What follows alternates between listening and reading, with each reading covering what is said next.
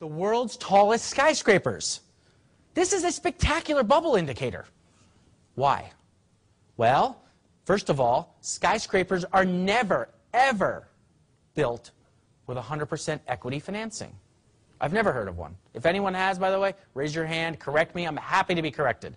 They're generally built with borrowed money. All right, that's number one. Number two, world's tallest.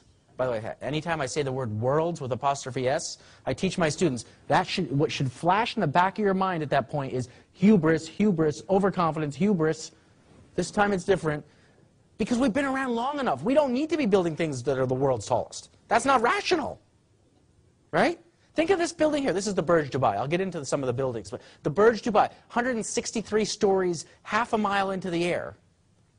That's not rational, right? That's not rational. Because it takes, I've heard rumors, it takes up to 40 minutes to go from the top floor through several elevator banks and out through a mall to get to the surface of the earth. What do you think the view is like up there? It's a desert. It's a desert with ocean after it. The view on the 163rd floor, probably the same as the view on the 50th floor. Desert, followed by ocean. All right. Skyscrapers are also rarely, if ever, built by their intended tenants. So they're speculative by nature. It's usually a developer who steps into the scene and says, I'm going to build this, and I will therefore go and try to attract tenants. It's rarely someone like Exxon or Royal Dutch Shell, some large company saying, I'm going to build A, the world's tallest tower, B, I'm going to borrow a lot of money to do it, and then C, I'm going to occupy it with all of my staff.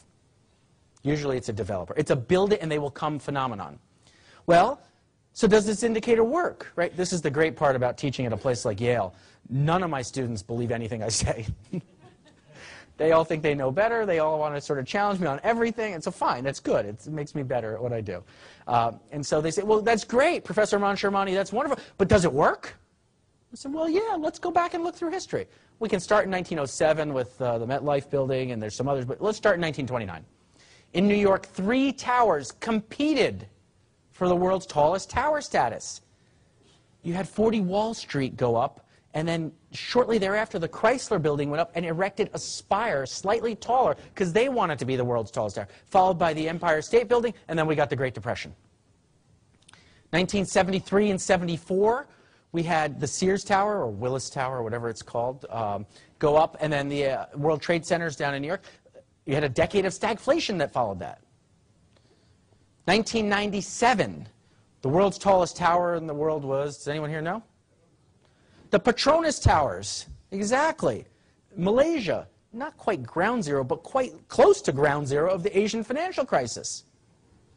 1999, the world's tallest tower went up in the center of what would argue, at least in a hardware sense, was the tech boom, right? Taipei 101. Started going up. Literally, Taiwan was the center of tech hardware.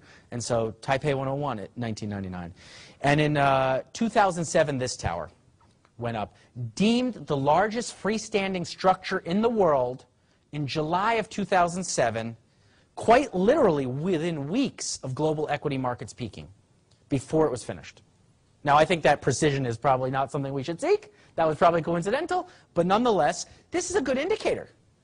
A little preview of where I'm going with this. 5 of the 10 largest towers in the world under construction today are in China.